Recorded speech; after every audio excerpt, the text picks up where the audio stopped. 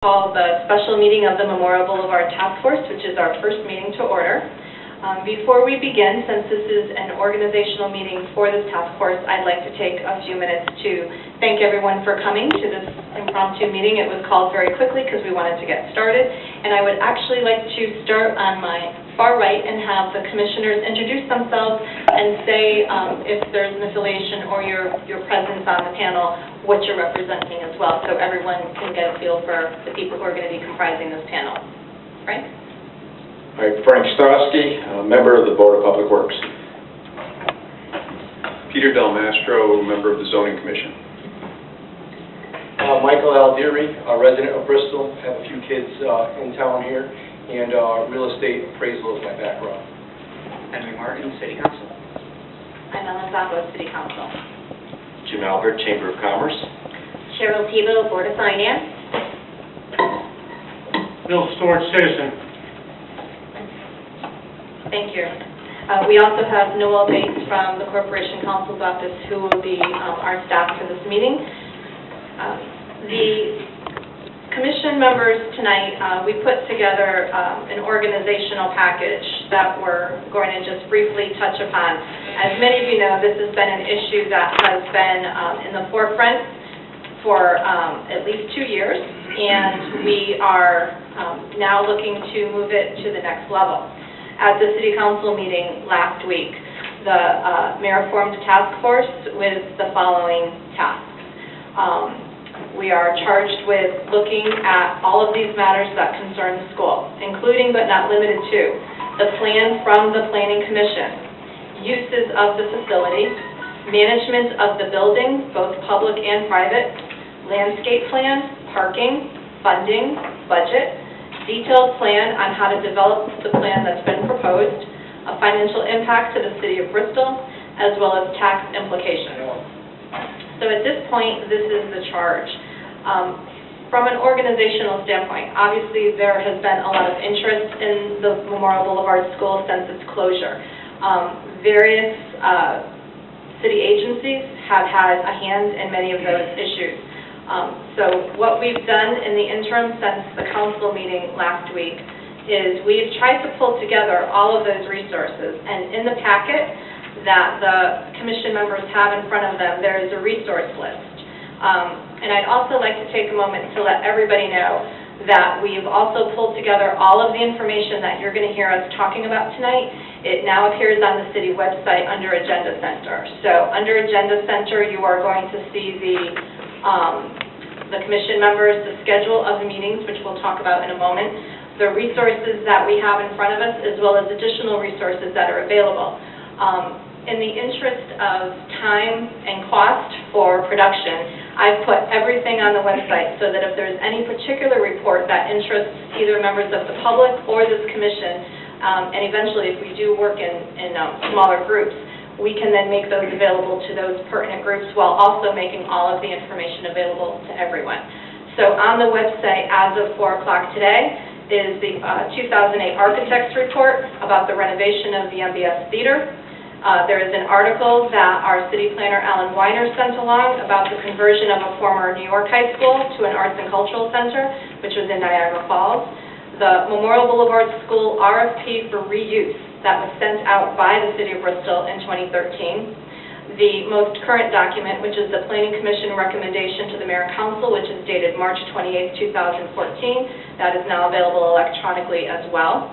The reuse of Memorial Boulevard School, the response from Summit Real Estate Strategies in February of 2013. Their cover sheet, which also contained information. The response from the Chamber of Commerce, dated February 2013 for the proposal. And there's also a fiscal impact analysis that was prepared by the controller. There's also an ancillary document that is pertinent, and that is the City of Bristol Space Needs Analysis Study, which was commissioned separately but also took into account the Memorial Boulevard. That is a very large study, and so that is available electronically as well.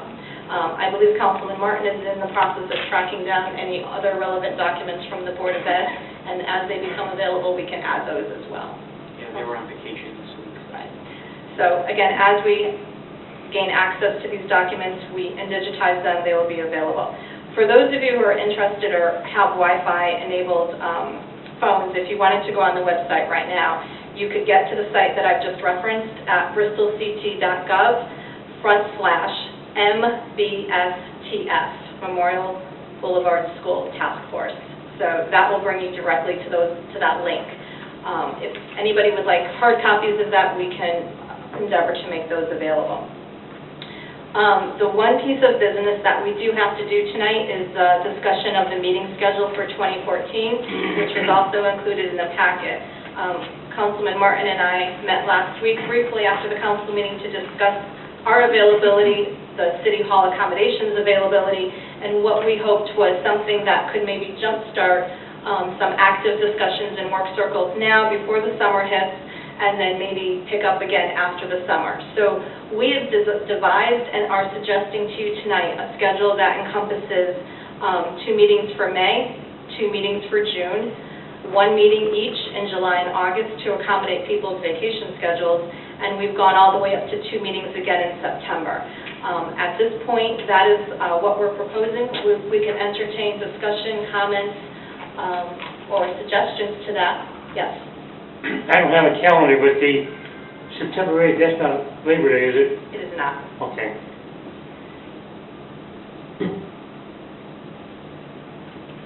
Any other discussion about the proposed calendar? I move to approve it. Second. For a second? I was just going to say, isn't that, just one thing, for some reason, June 19th, not that it affects me, but it might affect people, isn't that graduation date? It is. Okay, so just if anybody's got an issue with that. If anybody has a high school graduate at Central or Eastern, that is graduation night. For those of you who do have it, what we're doing is we're picking a Monday, which is a relatively free night at City Hall, and then we're also piggybacking on the Public Works Board meeting, which happens on the 3rd Thursday. 3 of us are already on that panel, and that was also an open night in order to get a room. So that'll give us some work time between those 2 meeting dates for May and June, where we could hopefully start the process and then be able to continue the dialogue between those meetings. A motion has been made to approve the proposed calendar, and again, I will again disclaim, if there does come a point where this is a calendar that becomes unworkable for the majority, we can obviously come back and amend it. For the first 30 days from when we publish and adopt this calendar, every meeting is considered special, and after that 30-day point, they will become regular meetings. So, was there a second to Commissioner Storrs? Okay. All in favor of approving the calendar as presented? Aye. Okay, so you now understand the materials and the resources that are associated with our task in front of us. And I'd really like to open the floor both to the members that are here tonight, as well as anybody from the audience who would be interested in giving us their opinion about really what everybody feels is the best process piece for moving ahead with this. There's been several suggestions, and also in your packet, Commissioner Storrs did send along his thoughts this morning, which I got in time to copy and include. This could really take many forms, and as much as Councilman Martin and I are here to direct the process, we're not here to orchestrate the process. So if anybody would like to open with any type of dialogue as to how you foresee looking at this, either from a facility standpoint, a financial standpoint, an end-use standpoint, do we back into it? Do we take a global view? I'm open to any of those discussions, and I would welcome the commission members at this first meeting to really feel free to just express comments, concerns, and or what they view based on either their own personal perspective, what they've heard in the community, or what they think is the best process for us to start thinking about. And after that, even though this is a special meeting, if there are comments from the public, we would like to hear them as well. Would anybody like to start? Sure. Commissioner Albert. Why not? So it seems like our first task is obviously, as Councilwoman Zappo was saying, to get ourselves organized. This is a large project, multifaceted. It's going to require a fairly detailed and intricate plan. There are going to be a lot of moving parts. There are going to probably be a lot of subcommittees and different task forces looking at specific tasks and issues. Some of them are going to be able to work in parallel, some of them are going to have to work in sequence. So I think it behooves us to kind of delineate the major components of what it's going to take to put a plan together, and then a schedule of when we think that the moving parts can kind of overlay on each other. I'm really hoping this isn't going to drag out for like 6 years or so, but I think I like the heads nodding, because I think we really want to get something accomplished, hopefully this year even. I'd like to see a 6-month process on this commission doing its work and making recommendations. And I think that time frame is critical for a number of reasons. Based on whatever those end result recommendations are, we need to be able to schedule it so that it can be appropriately reviewed, but also sent to the appropriate boards, such as the Board of Finance for budget preparation, to the Public Works for end-use issues or build-out or other building issues. So we really have to do a lot of work and then prepare into that time frame, getting it to other boards as well in order to have that incorporated appropriately for financing, evaluation, or any other needs. So, Do you see this as the result of this is going to be the plan, or is it actually some implementation of something? I'd like to see it as an implementation, but with every implementation, there's money involved. So I think that that's my main concern. There's been a lot of numbers associated with this project, and I think part of our task is going to be drilling down to see what those numbers consist of. Anybody else on this side? Commissioner DeMastro. Yes. I don't have any preconceived notions as to what the end use should be. But in just reading the paper and trying to keep up with the issue as it's in the public forum, it seems to me that there's a basic decision that has to be addressed before you can get down into the specific uses, because it depends. I think if we're going to retain the building, if the City of Bristol is going to retain ownership of the building, that would then lead to a number one leg and one set of options. If the city is going to sell the building, that would lead to another set of options. And it's not clear to me, again, based on the limited information that's been available, that fundamental decision has been made. We can, and as the documents have laid out, there are many options. There are many uses for this building. But it depends, I think, the first step is to which way is it going. If it's going to stay within, in the hands of the city, then we can look at a lot of options with that in mind. If it's going to go out, then that's another set of options.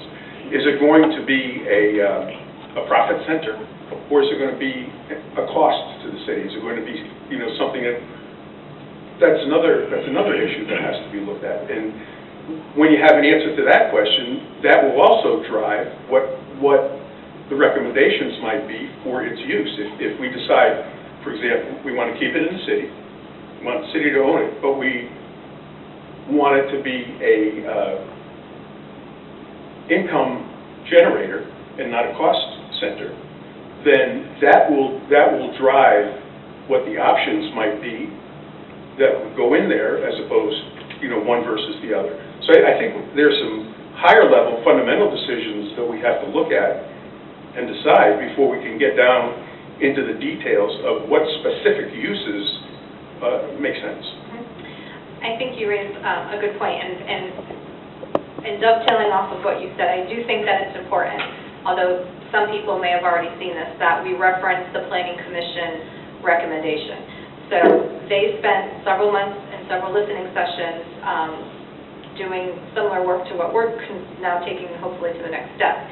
So, in part, their recommendation reads that they are recommending that we look at the Memorial Boulevard School to be converted to a multi-purpose facility containing at least 2 of the following uses: the art center that contains a theater, gallery space, studio space, classroom space, etc., co-working spaces, small business startups, business and technology incubators, or institutional uses such as government offices or educational facilities, which could include a welcome visitor center, museum, veterans facility, and/or a new city hall. They're also recommending that we initiate the nomination of the Boulevard School for inclusion on the National Register of Historic Places and the Connecticut Register. They're also recommending that we retain ownership at this time, both of the building and the grounds. And then from those recommendations, they advised the mayor and council to establish this task force and working group to investigate in greater detail the potential management, operational, and maintenance issues associated with such a multipurpose facility. So this is consistent with the plan of development that the city has, which is also available on the website for those of you who'd like to read the chapters that are relevant to public facilities and services. And specifically, they talk about Policy 6, which is to establish a centrally located multi-purpose facility to provide performance, display, meeting, and administrative spaces for the city's cultural and community organizations, which is the recommendation number 2 as listed under historic and cultural resources. So that's where we are. So are you saying that the committee's task is not to look at that as one input, but the committee's task is to take that recommendation and implement it? Those are two totally different tasks. They are, and I would not like to make it a closed-ended process. However, this is the recommendation that the Planning Commission sent. In order to overturn this recommendation, specifically about the city retaining ownership, the city council would have to act with a supermajority. So at this point, I think we leave all of those pieces open, including especially the cost center piece that you've raised, but this is our charge. So this could in fact be our diagram for how we work with our working circles and our subcommittees to start that process. And from here, I also believe that there appears to be some opportunities for both short-term and long-term issues. A National Register nomination is something that could be a short-term, and that could actually benefit whoever now, 20 years from now, 100 years from now, is invested in that building. That's a short-term goal that we could look at very closely. We could have a work group that's looking at some of these other similar facilities that have been noted, and I know that many of you have done research as well on those. So those are the things, but I just caution anyone from not keeping an open mind about everything, because I think that we're going to be asked some hard questions. I think we need to come up with the hard answers on some of these. One thing that would be helpful as we, maybe before we start planning too, is if we're going to be included on the National Register of Historic Places, that might limit some of the things we can and can't do, correct? And it would be good to know what, those limitations are. I can pull those worksheets, but actually the only limitations are if it's accepted as an independent listing, they do ask you to adhere to the Secretary of the Interior standards. So they would not like to see an asphalt roof or, vinyl windows, so to speak. So from a cost perspective, you're correct. From a state register listing or just a contributing structure listing, it's an honorary thing. Okay. So there are two different pieces. All right, so we'll get some guidelines that we can incorporate. It's an often misperceived obstacle when in fact it really can enhance grant opportunities as well as the stature of the building. Yes. Supposedly, a while back, the city council approved a concept plan put forward by Renaissance. And in that concept plan, Memorial Boulevard grounds had retail and other things on the grounds. I don't know whether that's a factor in how we go forward or whether that has to be undone. I'm not familiar with that plan. Bill, I think it was originally proposed, but whatever they had originally, they were shot down. I can't hear you. I believe, if I'm not mistaken, that it was originally, they had some type of vision down there, and they included some type of parking along the boulevard, and it was shot down pretty quickly, and it was changed. So I'm not sure what it was changed to. This was on the boulevard site itself and supposedly approved by the council. When you say on the boulevard side, There's the field.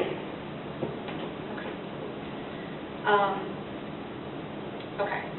So Who haven't we heard from? Frank, Michael? Comments? I guess just listening to the conversations, it appears to me that the decision of going with a market-based use of that property as far as selling it on the open market is essentially, is it been decided? I mean, with the recommendations of the planning department and other studies that have been done, and knowing what it has been offered and that we had offers on it and the numbers that were offered, it would appear that that's essentially pretty much off the table. It almost looks like a no-brainer in that respect. Well, at this point, I think in good faith, we should work through what the Planning Commission recommendation is, which is for the city to retain it. And for those of you who attended some of those sessions, I think it was an overwhelming type of response from what was pretty heavily attended listening sessions, that was the city sentiment. So that, in keeping with what their eventual recommendation is, I think that's the path that we should explore.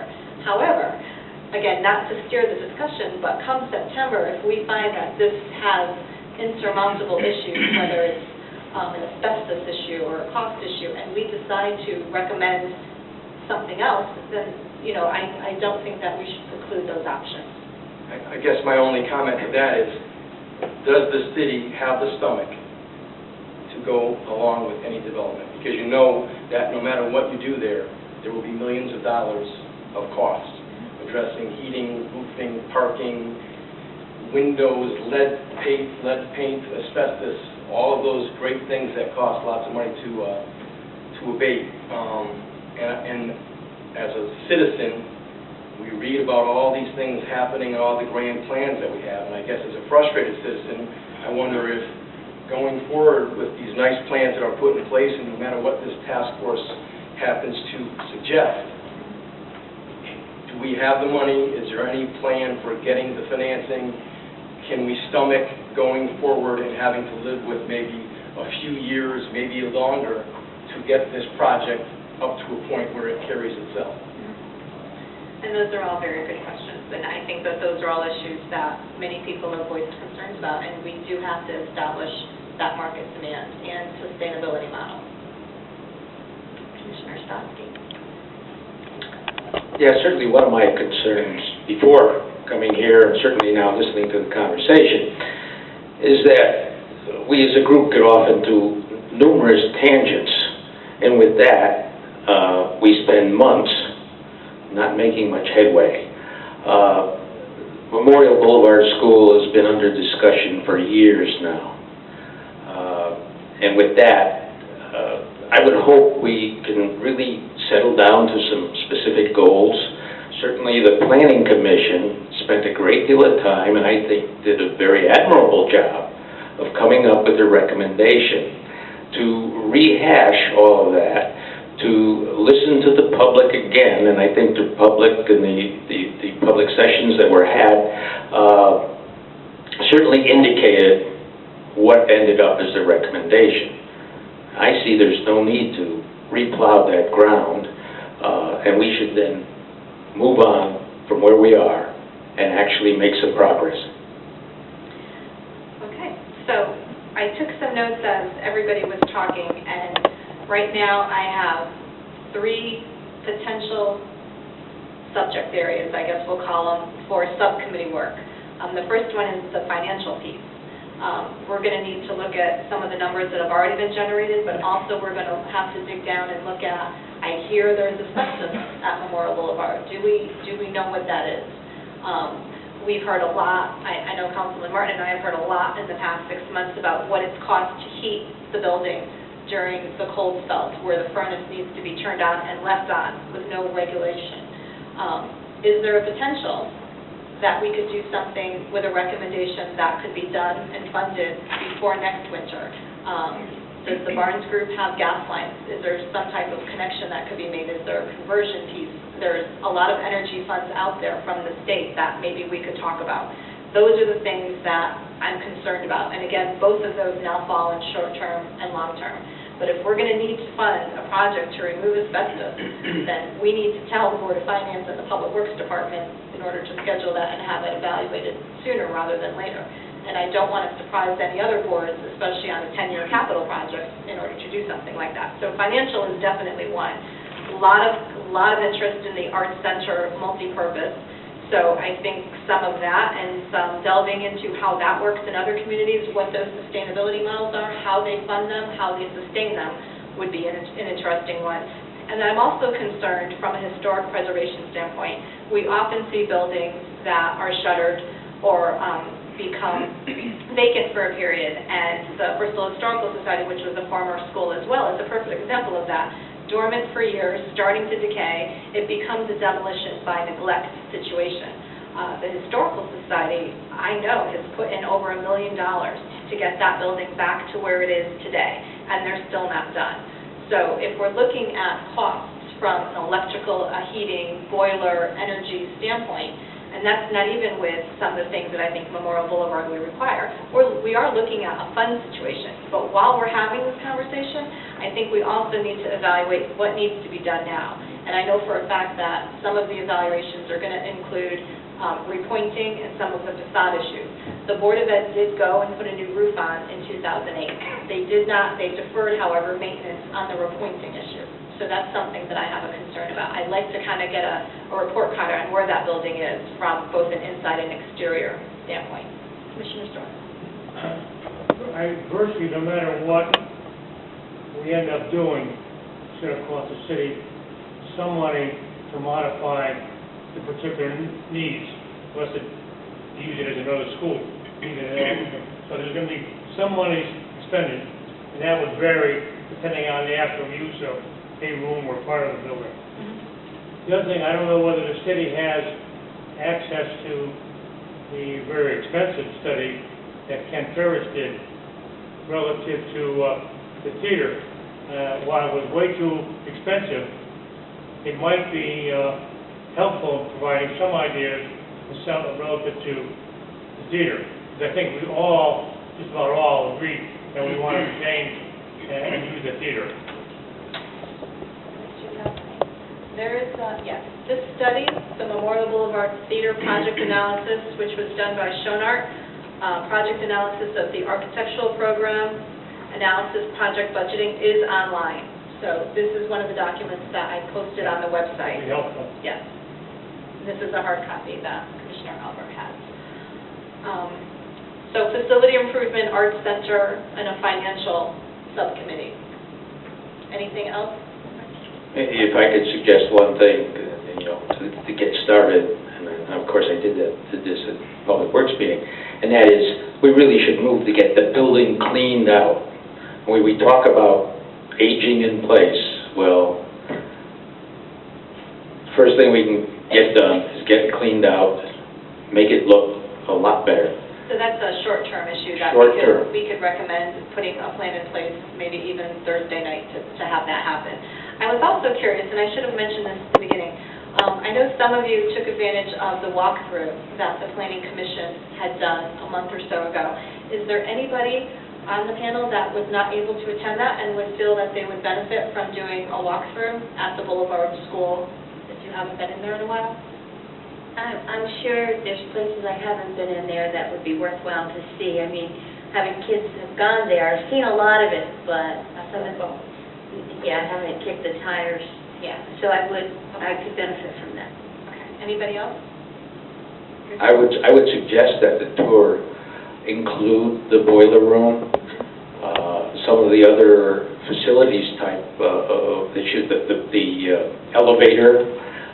When we talk about investment and the amount of money it may cost, understand that we're just finished putting $4.5 million in the senior center, and it still looks like a school built in 1955. So, I had gone on the tour, but I certainly could go again. My wife and I both went on. But I do think there's just a lot of unknowns with that building. I mean, we speculate about asbestos, we speculate about boilers, we speculate about everything. We need definitive information about that. It seems like there was study and plans, but somehow or another the answers never came out of any of those, which maybe I just haven't delved into them to the point where I can find the answers. But I really think we need someone that can go through that building and tell us, from a code perspective, what needs to be done with elevators, what needs to be done with sprinklers, what needs to be done with remediation. I know there's a new roof, I know there are new windows. I mean, there are some really nice things in that building. It's not a total mess, although it is messy. I agree with you on there. Part of that, Jim, the codes and what may need to be changed is going to depend on the usage. Each usage is different, so identifying the use is going to go a long way in addressing what it is. I think, in general, we should err on the side of less cost than going for kind of a gold ring here for, some of these studies, like this theater study, calls for $14 million to just improve the theater. And it looks beautiful, but, I could live with a lot less beautiful. So I think we just have to kind of keep some of that in mind. I do talk a lot with developers. That's kind of what I do now, and I know, Mike, you probably do as well, and Henry does as well. But the rule of thumb, given the 100,000 square feet, for pretty much every developer, and I've probably talked to 5 of them at this point, is anywhere from $8 to $10 million to bring the building up to code. That's their rough guess. If they had to put in a proposal, given the square footage, the age of the building, the shape of the building, the style of the building, they just instantly go $8 to $10 million. So, I'd like to know, well, what does that mean? I know the elevators, there's different things that need to be done. I think there's just so many unknowns. And developers are all going to ask that question, right? They're going to need to know that information one way or another. Many of the developers are very interested in helping us put the building together. Very few of them are interested in owning the building afterwards, right? So they're all interested in helping us put it together. They're all in favor of the city maintaining ownership of it, but I bet there is at least 1 or 2. There are some developers that actually specialize in this type of development. And fortunately, we're not the first in the country. Every city in the country is dealing with exactly this issue, and that includes the rural towns out in the middle of nowhere, Nebraska, who have schools just like this one, and they're all dealing with the same thing. Thank goodness we're not Los Angeles that has 54 of these buildings, and Philadelphia with 35, and Detroit with 60 of them or something. We have one. I just want to do it right. Make sure that it comes out to the benefit of the city, obviously. But there's a lot of unknowns. Sorry to be long-winded here, but I really need to get to some answers on the unknowns. And I can adjust something. Maybe it's my background, but I actually see financial hitting all of these areas, being an overreaching umbrella. Because if you do an arts center with multi-purpose, you're going to be needing to it still wants me to get closer.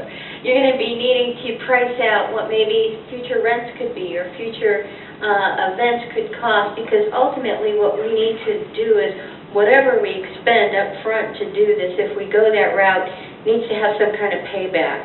And so you're going to have your cash outflows in the beginning years, and hopefully you have inflows coming in the outer years that help recoup that cost to turn this into, at minimum, break even, if not a profit center, because ultimately some of that funding could be grants, some of it could be that.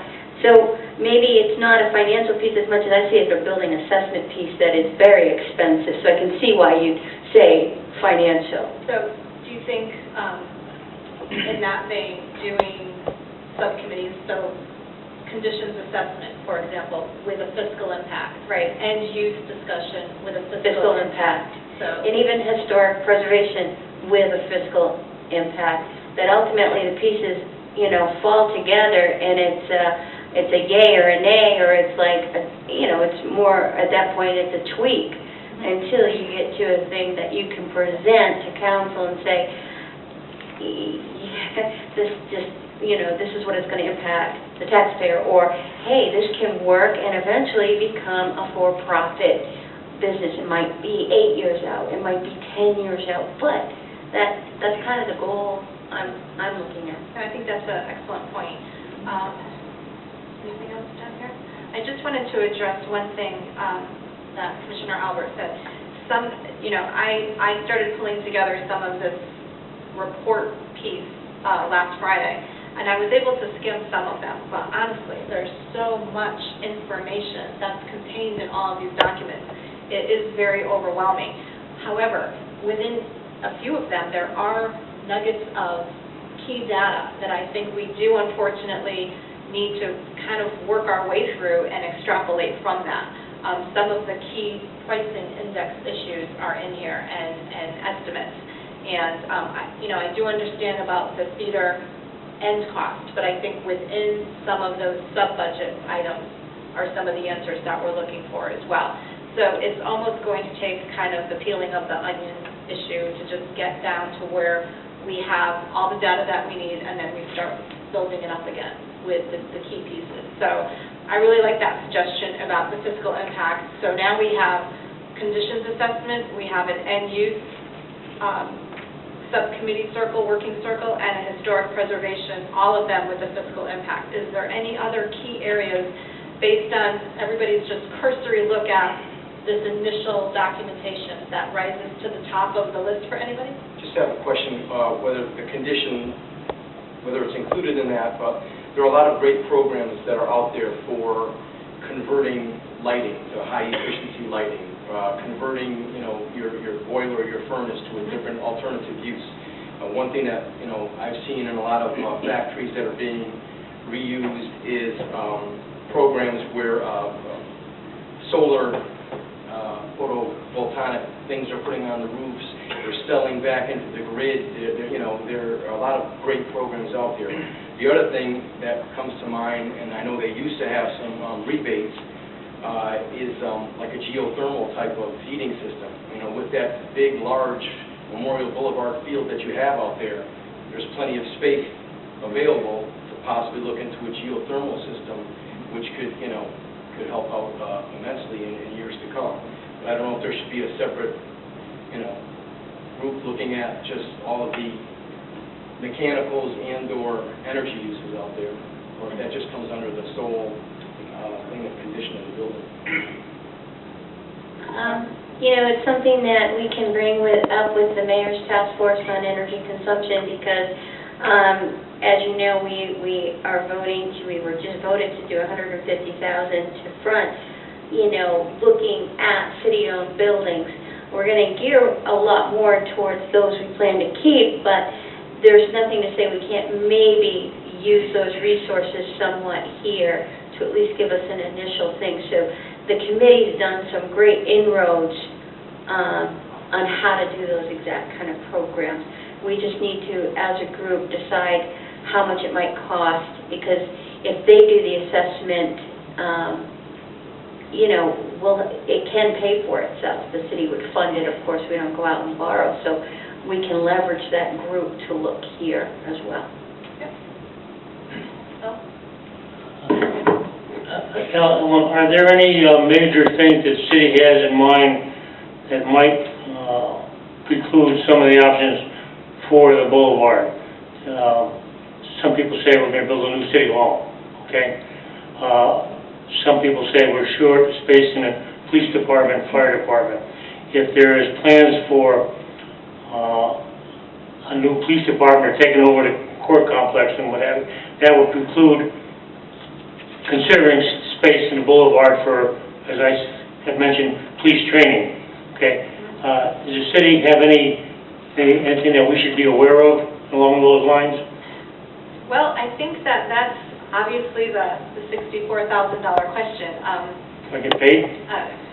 No.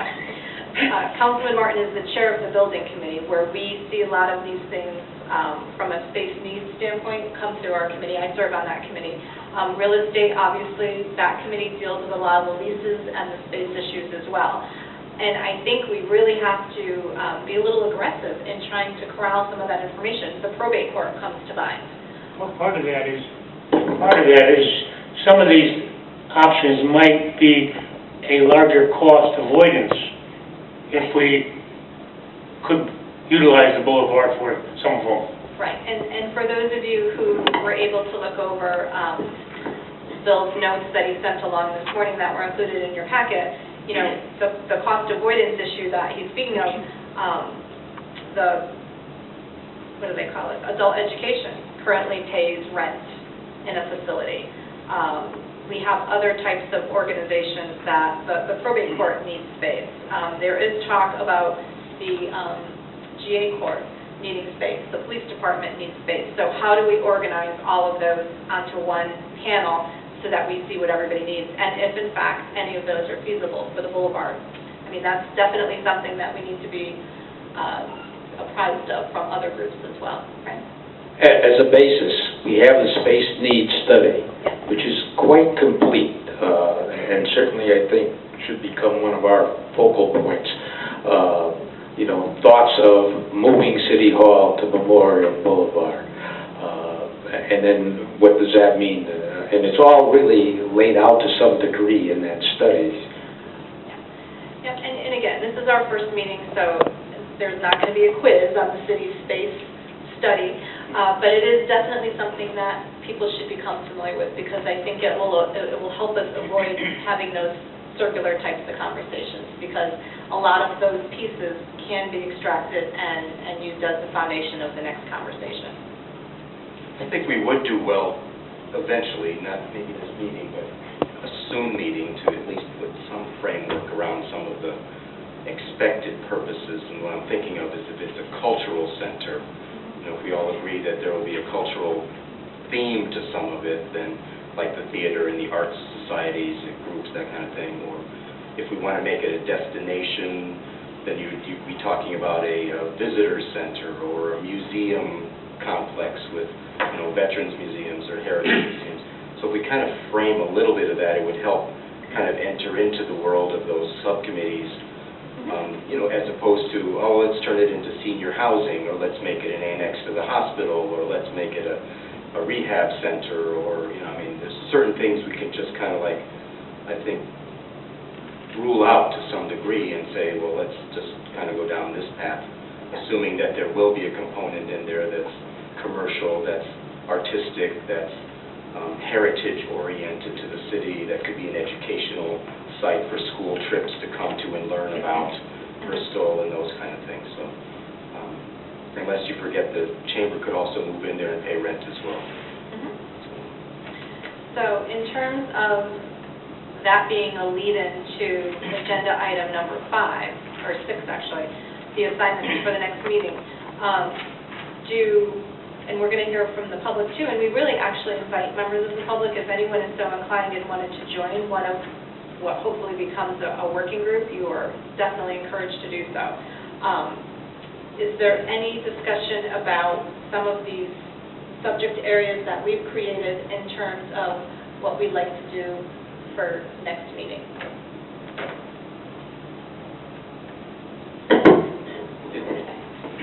Before we listen to the public, I just want to know, is there any other topic that we should add to the list in terms of working groups? Conditions assessment, facility type work, end use discussion. And I guess my one question before we move on is it going to be the cultural arts, the description you just gave, plus the theater, or do we want to pull the theater out?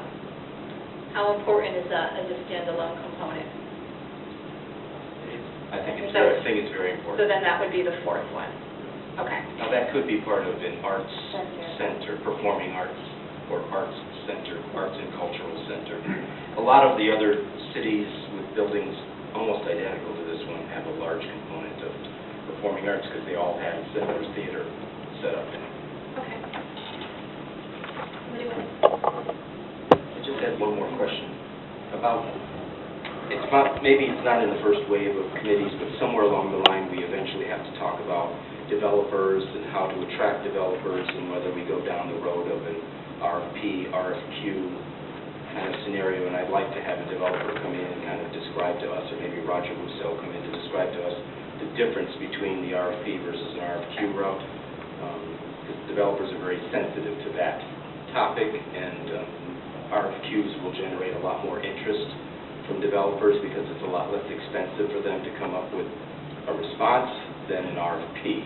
So I think we should keep somewhere in that mix of committees. We have to have somebody that works with developers and tries to gather that information from them, because they also have a lot of expertise on things they've done in Hartford, Berlin, New York, Oklahoma, etc. So they have a lot of expertise that we could benefit from. Okay. Point well taken. Is there anybody here from the public who would like to discuss any end-use facilities, ideas, reinforce concepts. Yes, name and address for the record, please. Bruce Dickinson, 8 Oakwood Circle. I'd like to propose to the committee that kind of take a lesson out of what the Housing Authority did with Dutton Heights. And I'm glad to see somebody else knows something about geothermal in Bristol besides me. What the Housing Authority did when they redid Dutton Heights was they had a developer, a company, I think the name was Carabetta, and they signed a deal with Carabetta. And in the deal, Carabetta is paying for all the renovations and going to manage the property for 10 years. And at the end of 10 years, the Housing Authority can look at Carabetta and say, we don't want you anymore. And Carabetta just hands the keys back and the Housing Authority has the property. And you say, wow, that's a crazy deal.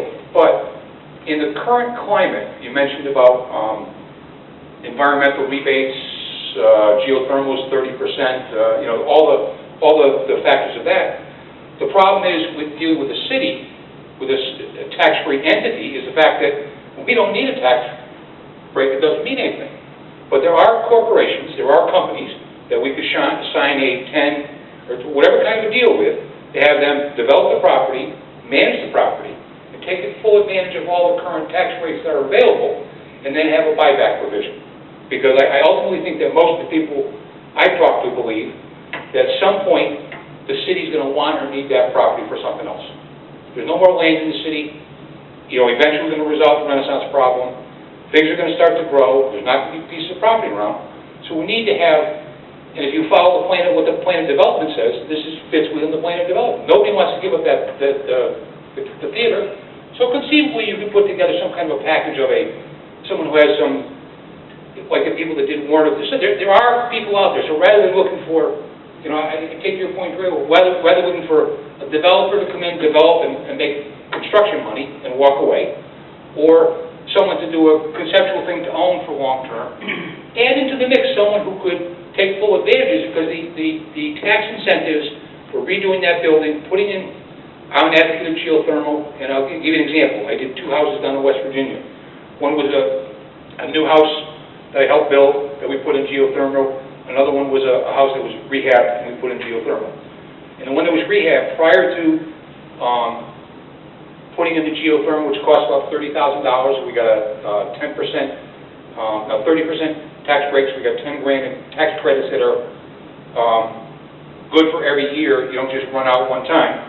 The heating bill for that house had been roughly around $900 during the winter months.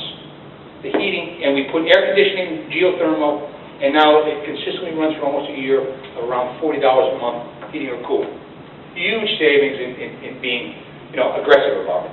So I think that if we added to the concept someone who might look at what the Housing Authority deal did, that let them do it, because otherwise we're really boxed in here, because people want results. They want this or that.